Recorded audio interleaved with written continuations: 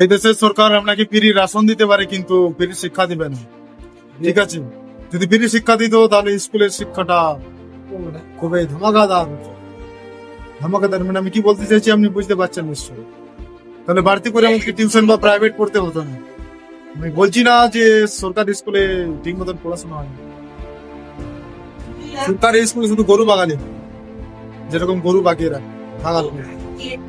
ঠিক আছে, আপনারা চিন্তা করবেন না, কোন সরকার এসে আপনাদের পরিবর্তন করবেন না, কোন সরকার পরিবর্তন আনবে না। ঠিক আছে, সত্যি পড়াতে হবো তাহলে টিউশন পড়াতে হতো। আমি প্রত্যেকটা মাস্টারকে স্কুলে বসে না, কিছু কিছু মাস্টার ভালো আছে, বেশিরভাগ 100%-এর মধ্যে 90% মাস্টার শুধু তার সরকারি কর্মচারী নিজেদেরকে, ঠিক আছে, কিন্তু শিক্ষক বলে পরিচয় দেয় না। তারা আসে, তারা কি বলে যে পড়লো পড়লো, না পড়লো না পড়লো আমার কি? আমি তো মাস পড়লে টাকা পাবো। তারা সব সময় সামনের ছেলেদেরকে দেখে, তো দেখে না যে লাস্ট বেঞ্চে যারা আছে তাদের উপর বেশি নজর দেয় না, বা তাদেরকে কোনো চাপ দেয় না। আমি আর কিছু বলবো না, এখানে আমার ভিডিও রাখবো। কোনো কিছু পরিবর্তন হচ্ছে না, পার্টি পরিবর্তন হতে পারে।